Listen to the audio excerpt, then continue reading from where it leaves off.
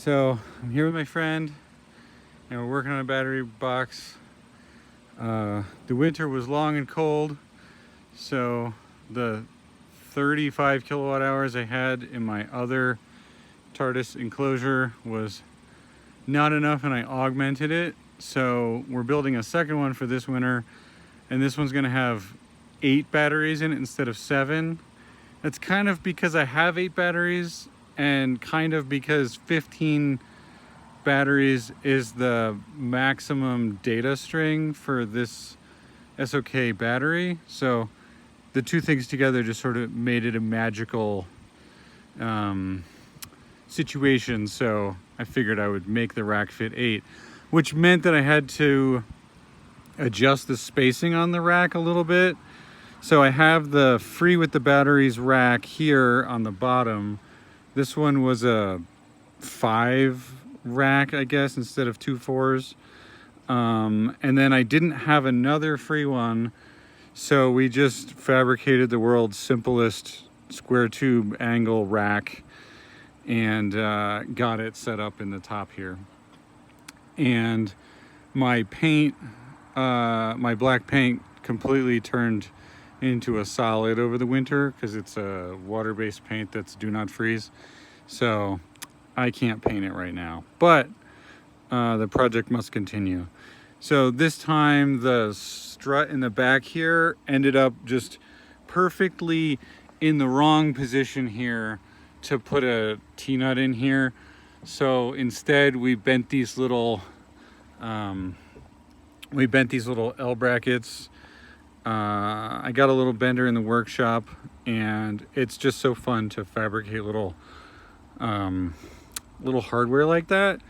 You can just be like, all of a sudden I need an angle, and instead of having to like weld it together, you can just bend it. So if you don't have a little bender, I think it's great. The little bender looks like this. I got it on eBay or something, and the mechanism, little flat bar through here, tighten it up. And this is also adjustable for different dimension stuff. I bent some 3/8 rebar on this the other day for a project, and it worked pretty good. And I just have some little bolts here. I didn't even tighten them because they got stuck. I need some, chase the threads. They get these little filings in the threads, but this is the bender, and I like it a lot. This and that little bandsaw here come together and just make absolutely fabulous little projects.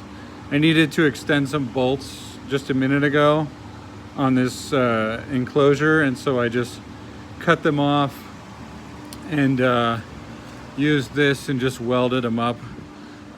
They're zinc plated, which is highly unrecommended, and it also jumped all over my tungsten and ruined the end of it. So don't weld zinc.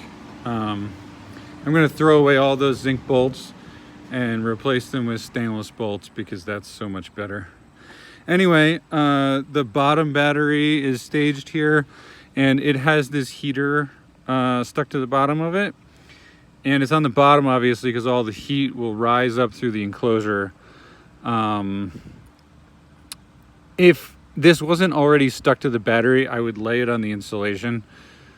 But it's already stuck, and it's really hard to get off. So I'm just going to go with it. And I'm going to put one of those little yellow thermostats on this, which will turn on at like 36 degrees and turn off at 50 or something like that. And this is going to be wired to the load side of the 15K that it's attached to. So if the 15K shuts down, the heaters will stop running so that they don't lower the battery to the battery disconnect voltage, which is awful when that happens because you have to jump start it. Oh, these were those bolts that I extended. They're just to hold this insulation. I wouldn't bolt a cylinder head down with them, but they're going to be fine to hold that insulation.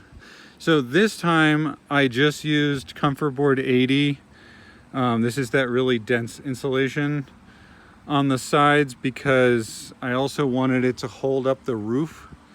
And behind this sheetrock and behind this sheetrock is regular mineral wool insulation. Again, in keeping with the completely non-combustible materials scheme.